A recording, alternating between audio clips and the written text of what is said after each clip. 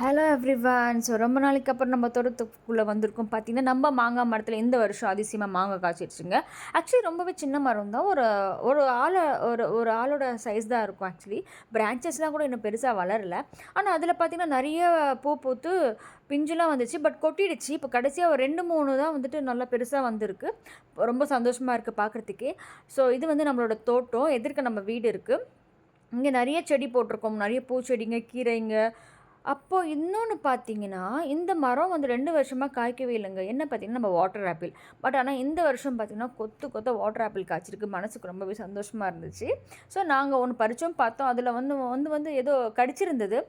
சாப்பிட்டுருந்தது பாதி. மேபி அணிலா இல்ல பேட்டா தெரியல. பட் வௌவாலா இருந்திருக்க சான்சஸ் கூட இருக்கலாம் இல்லையா? ஸோ நம்ம சாப்பிடக்கூடாது. இந்த மாரி ஃப்ரூட்ஸ் வந்து ஆல்ரெடி கடிச்சிருந்த மரத்திலேயே கடிச்சிருந்த பழம் வந்து நம்ம சாப்பிடக்கூடாதுன்னு சொல்லுவாங்க. பிகாஸ் நம்மளுக்கு ஏதாவது இன்ஃபெக்ஷன் ஆயிடும்.